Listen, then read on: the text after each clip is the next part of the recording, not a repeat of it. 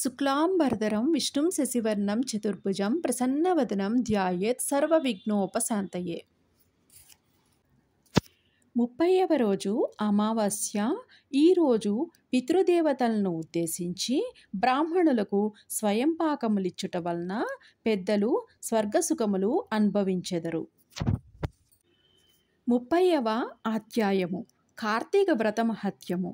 మహామునులంతా సూత మహర్షి చెప్పిన పవిత్రమైన శ్రీమన్నారాయణుని మహత్యం విని కార్తీక వ్రత మహత్యం వినాలనే ఆసక్తితోని, ఓ మహాత్మా, మేము కార్తీక వ్రత మహిమ వినగోరుచున్నాము. కలియుగంలోని పాపపు ఆలోచనలు కలవారికి, రోగంతోని ఉండిన వారికి, కానీ సంసార సముద్రంలోని మునిగిన వారికి ఉత్తమగతి ఏది? అన్ని ధర్మములకెల్లా మోక్ష సాధనమైన ముఖ్య ధర్మమేది? ఎక్కువ ఫలితాన్ని ఎవరు ఇస్తారు? ఏమి చేయటం వలన చెడు కోరికలు తొలగిపోతాయి?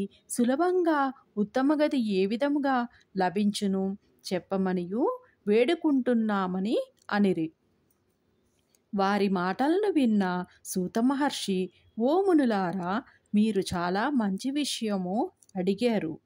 మాధవుని చరిత్ర చెప్పమంటున్నారు. మానవ శ్రేయస్సును కోరిన మీ ప్రశ్నలుదాత్తాలు. ఈ ప్రశ్నల వలన మీకు ఎంత మేలు కలుగుతుందో అంత ఫలితాన్ని మీరు పొందుతారు.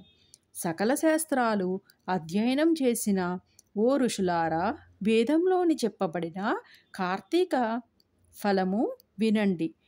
శ్రీ మహావిష్ణువు ఇష్టం కలిగించేది ఉత్తమమైనది అయిన కార్తీక వ్రతాన్ని గూర్చి చెప్తాను.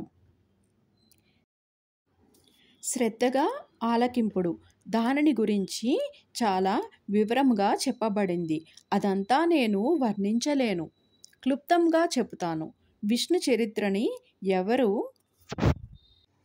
వినగోరేవారో వారు సంసార సాగరాన్నించి తప్పించుకుంటారు. సూర్యభగవానుడు తులారాశిలో ఉండగా కార్తీకములోని మాధవుని భక్తితోని పూజించుట, స్నానము, జపము, దానము, పూజలు, నేతి దీపాలు వెలిగించుట మొదలైనవి సల్పటం వలన జన్మాంతరముల్లోని సంభవించిన సకల పాపాలు పటాపంచలైపోతాయి. సూర్యుడు తులారాశిలో ప్రవేశించినది మొదలు నారాయణ భక్తి పరాయణుడై ఎవరు మాసమంతా కార్తీక వ్రతం చేస్తారో వారు జీవన్ముక్తుడనబడతాడు. ఈ వ్రతాన్ని ఆచరించని వారు అధములు అనబడతారు. కార్తీక మాసం ప్రారంభం కాగానే కావేరీ నదీ స్నానం చేసిన వారు దేవతలచే పొగడబడుతూ ఉండగా వైకుంఠాన్ని చేరుతారు. ఏ నదిలోని స్నానం ఆచరించినా ఈ ఫలితం దక్కుతుంది. నెలలన్నింటిలోనూ కార్తీక మాసము అత్యుత్తమము. వ్రతాలన్నింటికెల్లా కార్తీక వ్రతము గొప్పది. పాపాత్ములు వ్రతాలు ఆచరించటమే అరుదు. వారి వ్రతం ఆచరించటం వలన కలిగే ఫలితము గొప్పది. ఈ నెలలోని దీపదానము, కంచుపాత్ర దానము, విష్ణు ఆలయాన్న దీపమాలలు వెలిగించటము, ఫలాలు, ధనధాన్యములు, గృహదానాలు చేయటం వలన విశేష ఫలితాన్ని ఇస్తాయి.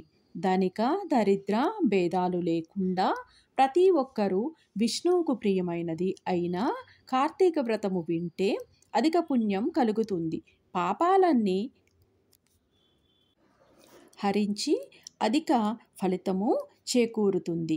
ఈ అధ్యాయము విన్నవారి ఇహపర సౌఖ్యాలు రెండింటినీ కూడా పొందుతారు.